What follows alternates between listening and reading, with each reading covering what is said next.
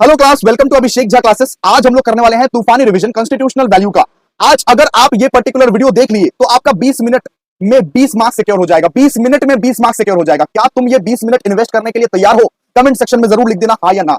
Yes, मैं 20 minute invest करने के लिए तैयार हूं। 20 मिनट में आपको ऐसा याद करवा देंगे कि 20 मार्क्स आपका सिक्योर हो जाएगा एग्जामिनेशन में। यस, आज का हमारा ये टारगेट है जो संजीवनी बूटी हम रिलीज किए थे कुछ दिन पहले। ये आपको मिल जाएगा टेलीग्राम चैनल पर, और टेलीग्राम चैनल का लिंक आपको डिस्क्रिप्शन में मिल जाएगा। आज हमारा टारगेट है इसका फर्स्ट 4 क्वेश्चन को करना। यस दोस्तों, रेगुलरली मिनी रिवीजन करेंगे और कॉन्स्टिट्यूशनल वैल्यू को ऐसे ही हम लोग खत्म करेंगे। 4 क्वेश्चंस को बढ़िया तरीके से एक्सप्लेन करूंगा, समझाऊंगा, रटवाऊंगा, याद करवा के दूंगा आपको। चिंता मत करो, एक एक लाइन हम लोग पढ़ेंगे और एक एक लाइन हम लोग समझेंगे, याद भी करेंगे इसी के साथ। तो आज हम लोग पहले 4 क्वेश्चन करते हैं 20 मार्क्स में, 20 मिनट में 20 मार्क्स। आइए शुरू करते हैं। आइए, सबसे पहले देखिए, सबसे पहले लिखा हुआ है define constitution, what are the silent feature of constitution of India. यानी कि बोला हुआ है कि कॉन्स्टिट्यूशन क्या है कॉन्स्टिट्यूशन, और कॉन्स्टिट्यूशन का फीचर्स क्या है, ये बोला हुआ है। तो ये नोट्स मेरे स्टूडेंट्स का ही है, बहुत बेहतरीन लिखा है। मैंने खुद से ही 2-3 बार 4 बार चेक किया है। इसके बाद इस नोट्स को मैंने अटैच किया है संजीवनी बूटी क्वेश्चंस के साथ। इसी नोट से आपको पढ़ाएंगे भी, याद भी करवाएंगे। आइए शुरू करते हैं। सबसे पहले लिखा हुआ है the constitution of India is the supreme law of the country. यहां पे बोला क्या गया है कि अगर कॉन्स्टिट्यूशन है तो ही इंडिया है। कॉन्स्टिट्यूशन ही सुप्रीम लॉ है, कॉन्स्टिट्यूशन से ऊपर कोई नहीं। प्रधानमंत्री, मुख्यमंत्री, सलमान खान, शाहरुख खान, कोई भी नहीं। सबसे पहला कॉन्स्टिट्यूशन, उसके बाद ही कोई। कॉन्स्टिट्यूशन से पहले प्रेसिडेंट भी नहीं, कॉन्स्टिट्यूशन सबसे पहले है, उसके बाद ही हर कोई है। मान लीजिए कॉन्स्टिट्यूशन भगवान है, भगवान कॉन्स्टिट्यूशन क्या है? भगवान। तो आप अगर एग्जामिनेशन में लिखोगे ना कॉन्स्टिट्यूशन का मतलब, सबसे पहला लाइन आप यही चेपना, the constitution of India is the supreme law of the country. Supreme law of the country यानी कि इससे बढ़कर कोई नहीं, सिर्फ यही है टॉप में। ठीक है, यही है भगवान कंट्री का। Laying down the framework for governance and outlining the rights and duties of citizen। यानी कि कॉन्स्टिट्यूशन बताता है राइट्स, आपका अधिकार बताता है, आपका ड्यूटीज बताता है, यानी आपका कर्तव्य बताता है, आपका अधिकार बताता है। कौन बताता है? Constitution. It was adopted on, मैंने क्या बोला था फर्स्ट लेक्चर में ही, मैं बोला था कि कॉन्स्टिट्यूशन को अडॉप्ट किया गया था जनवरी 26, 1950। जनवरी 26, 1950 रिपब्लिक डे के दिन अडॉप्ट किया गया था उसको। ठीक है, and it is the longest written constitution in the world, longest written constitution in the world, and it was drafted under the chairmanship of B R. Ambedkar. इसमें ये भी ऐड कर दीजिएगा, इसमें क्या ऐड कर दीजिएगा? It was drafted under the chairmanship of doctor B R. Ambedkar. बस हो गया कॉन्स्टिट्यूशन। कॉन्स्टिट्यूशन का मतलब आप क्या लिखोगे? The constitution of India is the supreme law of the country, laying down the framework for governance and outlining the rights and duties of the citizen. यानी constitution क्या बताता है? राइट्स एंड ड्यूटीज बताता है, क्या आपका ड्यूटी है और क्या आपका अधिकार है, ये कौन बताएगा? Constitution. It was adopted on January 26, 1950 and it is the longest written constitution in the world। मैंने आपको समझाया था फर्स्ट क्लास में ही। and it was drafted under the chairmanship of doctor B R. Ambedkar. यही है कॉन्स्टिट्यूशन का मतलब। अब भैया फीचर्स क्या है इसका? फीचर्स, कॉन्स्टिट्यूशन का फीचर्स क्या है? आपका ये क्वेश्चन 10 मार्क्स का आ सकता है दोस्तों, 10 मार्क्स का आ सकता है। यस, आइए पढ़ते हैं फीचर्स। सबसे पहला फीचर प्रियम्बल। कॉन्स्टिट्यूशन में प्रियम्बल है। प्रियम्बल में क्या क्या लिखा हुआ है? प्रियम्बल में जस्टिस के बारे में दिया हुआ है, लिबर्टी, इक्वालिटी, फ्रेटर्निटी। जस्टिस का मतलब न्याय। प्रियम्बल जो होता है ना, प्रियम्बल ऑफ कॉन्स्टिट्यूशन, मैंने आपको दिखाया भी था, उसमें क्या लिखा रहता है? जस्टिस मतलब न्याय। लिबर्टी मतलब आजादी, हम लोग आजाद परिंदे हैं, याद आ रहा है कुछ? इसके बाद इक्वालिटी के बारे में बताता है, इक्वालिटी, सारे के सारे धर्म, सारे के सारे जात एक है, हम इंडियंस हैं। इसके बाद फ्रेटर्निटी यानी भाईचारा। तो प्रियम्बल में क्या लिखा रहता है? The constitution begins with the preamble that outlines the objective of guiding principles of the Indian state including justice, liberty, equality, fraternity. Justice मतलब न्याय, लिबर्टी मतलब आजादी, इक्वालिटी मतलब सब एक है, भाई है, सब भाई है ना। इसके बाद फ्रेटर्निटी मतलब भाईचारा। ओके, इसके बाद देखिए, इसके बाद लिखा हुआ है फेडरल स्ट्रक्चर। फेडरल स्ट्रक्चर मतलब क्या? इंडिया फेडरल सिस्टम से चलता है भाई। इंडिया को कोई एक आदमी नहीं चला सकता। आप ये बात बताओ कि इंडिया को क्या सिर्फ प्रधानमंत्री चला रहा है? क्या प्रधानमंत्री चला रहा है? बताइए। नहीं ना, सिर्फ सेंट्रल गवर्नमेंट नहीं चला सकता। इंडिया ना फेडरल है, अपना पावर को ना डिस्ट्रीब्यूट किया हुआ है, अपना पावर को डिवाइड किया हुआ है, बांटा हुआ है। किधर किधर? सेंट्रल गवर्नमेंट है, स्टेट गवर्नमेंट है, हर लेवल ऑफ गवर्नमेंट का अपना अपना पावर है। क्या वेस्ट बंगाल को मोदी जी मतलब कि चला सकते हैं? बताइए। नहीं ना। क्या पूरे के पूरे इंडिया को अकेले मोदी जी चला सकते हैं? नहीं, फेडरल है, सब जगह पावर बटा हुआ है। स्टेट गवर्नमेंट के पास अपना पावर है, सेंट्रल गवर्नमेंट के पास अपना पावर है। तो सेकंड फीचर हो गया फेडरल स्ट्रक्चर। सेकंड फीचर क्या हो गया? Federal structure. इसके बाद देखिए फंडामेंटल राइट्स। कुछ फंडामेंटल राइट्स भी दिए हुए हम लोगों को। क्या क्या राइट्स दिए हुए भैया? आपको बताए थे दोस्त, आपको बताए थे। राइट टू इक्वलिटी, हर एक नागरिक को दिया गया है, प्रधानमंत्री को भी दिया गया है, हमको भी दिया गया है, हमको भी, मेरा भी राइट है। Right to equality, freedom of speech, right to life, हर कुछ। हम कभी भी कुछ भी बोल सकते हैं, किसी के भी बारे में बोल सकते हैं, मेरा राय है, ऑफ कोर्स मेरा राय है। मैं प्रधानमंत्री के बारे में भी बोल सकता हूं, मैं चीफ मिनिस्टर के बारे में भी बोल सकता हूं, मेरा फ्रीडम ऑफ स्पीच दिया हुआ है मुझको।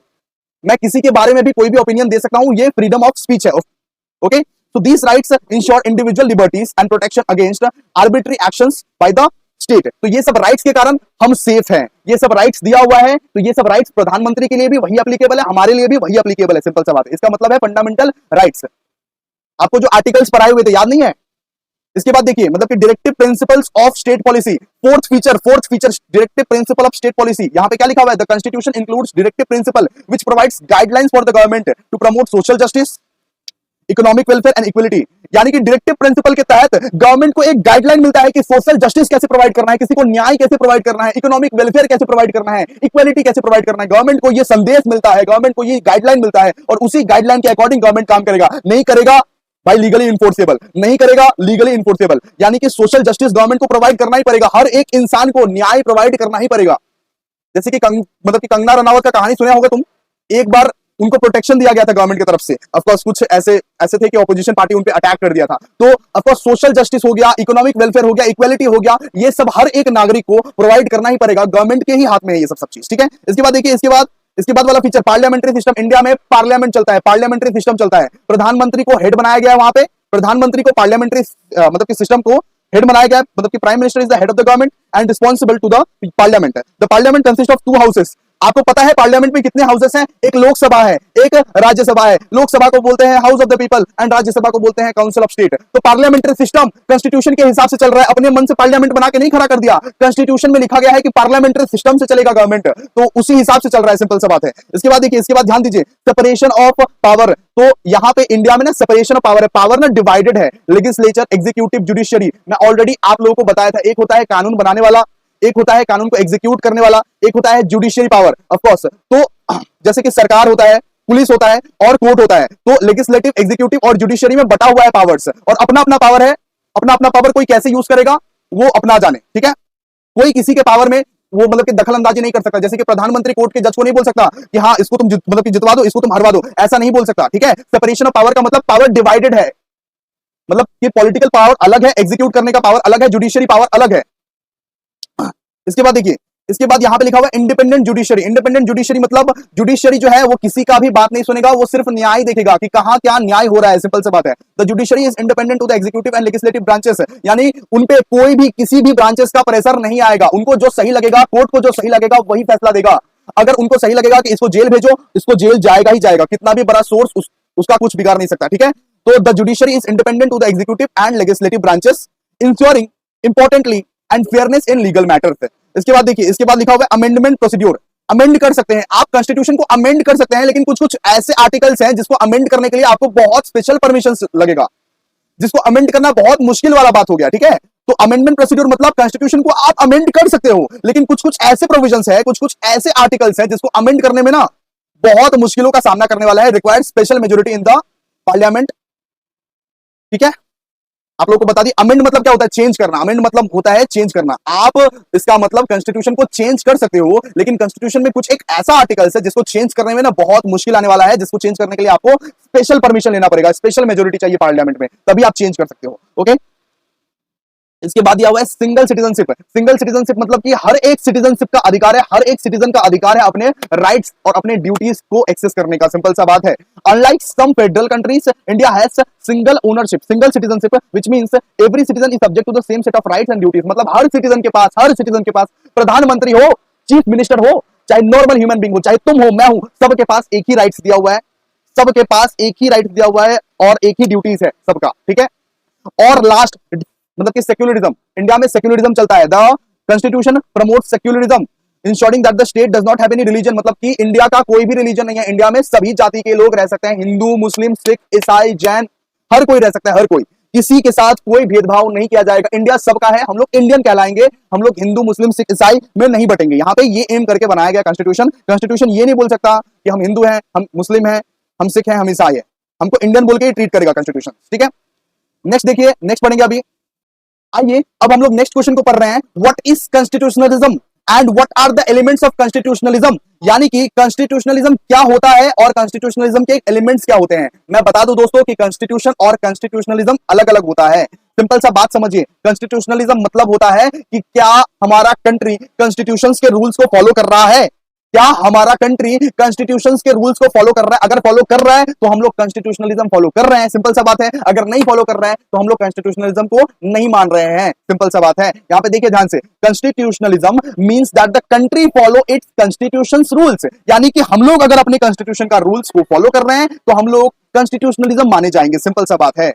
देखिए, this makes sure that the government does not have too much power and protects people rights. अगर मान लीजिए एक किसी गवर्नमेंट के पास बहुत सारा पावर्स आ गया, एक्सेसिव पावर्स आ गया, तो वो तो कुछ भी गलत काम कर देगा ना भाई, कुछ भी गलत काम कर देगा ना। तो हर एक कंट्री को कॉन्स्टिट्यूशन को फॉलो करना ही चाहिए। अगर कॉन्स्टिट्यूशन को फॉलो नहीं किया ना भाई, तो गवर्नमेंट उल्टा बेकार बेकार पावर्स का यूज करेगी और अन्याय करेगी सबके साथ, अन्याय अन्याय हो जाएगा फिर, ठीक है। गवर्नमेंट अपना पावर्स का मिस यूज करने लगेगी उसके बाद, ठीक है। तो कॉन्स्टिट्यूशनलिज्म मतलब हो गया कि आप अपने कंट्री में क्या कॉन्स्टिट्यूशन के रूल्स को फॉलो करते हो। यस, हमारा इंडिया कॉन्स्टिट्यूशन के रूल्स को फॉलो करता है। किसी भी गवर्नमेंट के पास एक्सेसिव पावर नहीं है, उससे उपरांत पावर नहीं है किसी भी गवर्नमेंट के पास, ठीक है। चाहे वो सेंट्रल बोलो, स्टेट बोलो, हर एक गवर्नमेंट के पास अपना अपना थोड़ा थोड़ा करके पावर डिस्ट्रीब्यूट हुआ है।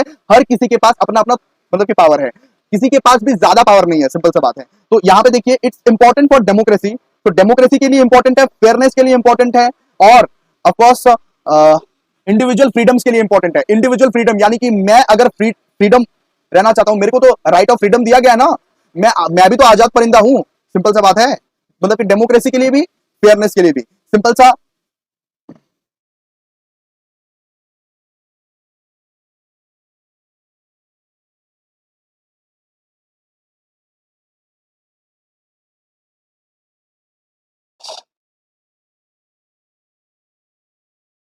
आइए अब हम लोग नेक्स्ट क्वेश्चन में आगे बढ़ते हैं। अब हम लोग पढ़ेंगे what is constitutionalism and what are the elements of constitutionalism. मैं बता दूं दोस्तों, कॉन्स्टिट्यूशन और कॉन्स्टिट्यूशनलिज्म में बहुत जमीन आसमान का अंतर है, सिंपल सा बात है। कॉन्स्टिट्यूशनलिज्म मतलब क्या आपका कंट्री कॉन्स्टिट्यूशन के रूल्स को फॉलो करता है या नहीं करता है, क्या हमारा कंट्री कॉन्स्टिट्यूशन के रूल्स को फॉलो करता है या नहीं करता है, इसका मतलब हो गया कॉन्स्टिट्यूशनलिज्म, ठीक है। तो यहां पे ध्यान दीजिए, constitutionalism means that the country follow it's constitution rules. अगर मेरा कंट्री कॉन्स्टिट्यूशन के रूल्स को फॉलो करता है, अगर हम लोग कॉन्स्टिट्यूशन को फॉलो करते हैं, जितने भी कॉन्स्टिट्यूशन हम लोग पढ़ रहे हैं, राइट्स एंड ड्यूटीज, सबको अगर हमने फॉलो किया तो हमारा कंट्री कॉन्स्टिट्यूशनलिज्म को फॉलो करता है, सिंपल सा बात है। हमारा कंट्री कॉन्स्टिट्यूशनलिज्म है, सिंपल।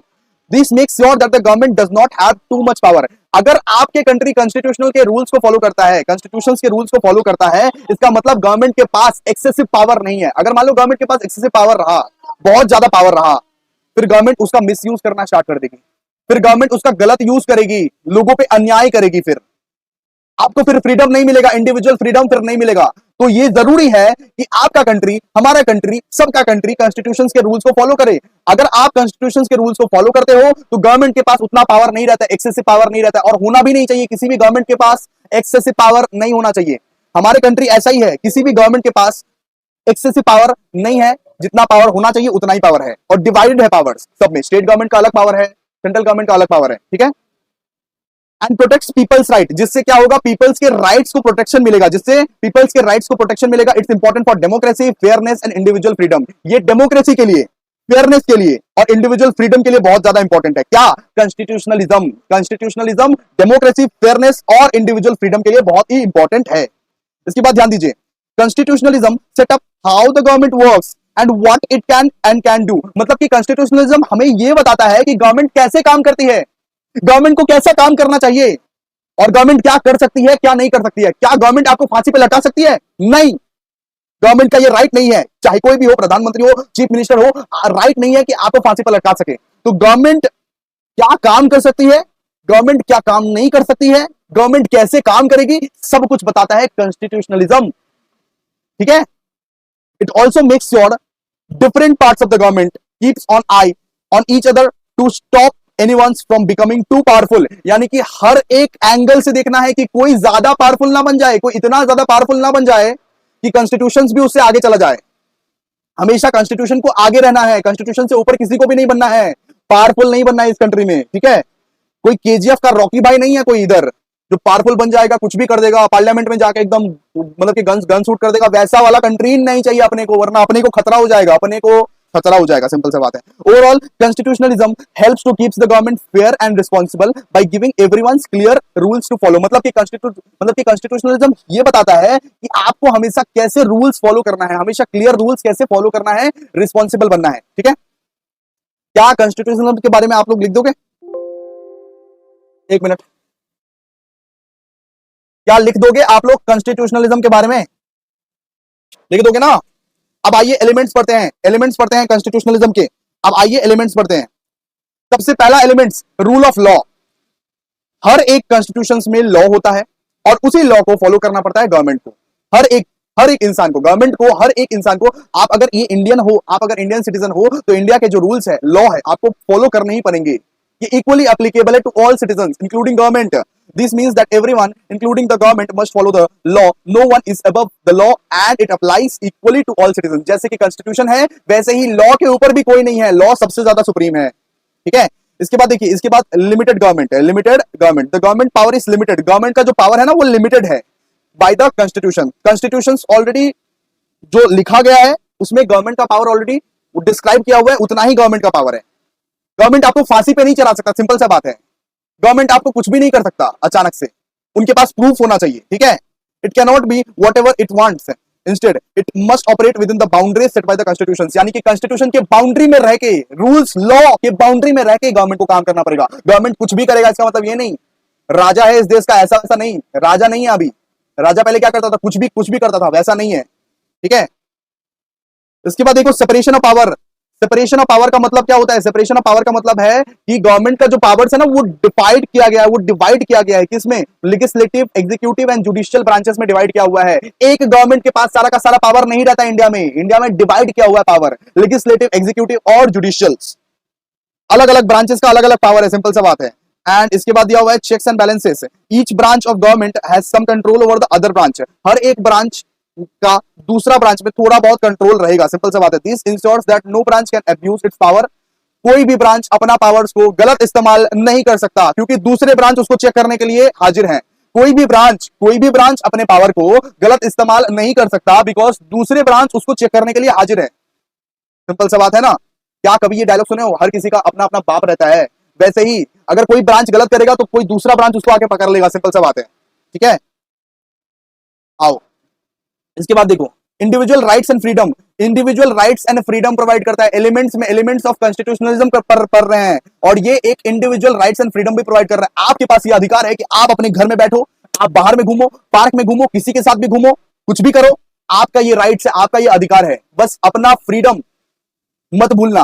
तुम फ्री हो, तुम इस कंट्री में कहीं भी घूम सकते हो, तुम्हारे पास बहुत कुछ का फ्रीडम है। तुम्हारे राइट्स, तुम्हारे फ्रीडम्स को हमेशा प्रोटेक्ट करेगा कॉन्स्टिट्यूशन। कोई कुछ नहीं कर सकता, कोई जबरदस्ती उठा नहीं सकता, कोई कुछ नहीं कर सकता, तुम्हारे को हमेशा बचाएगा लॉ, ठीक है।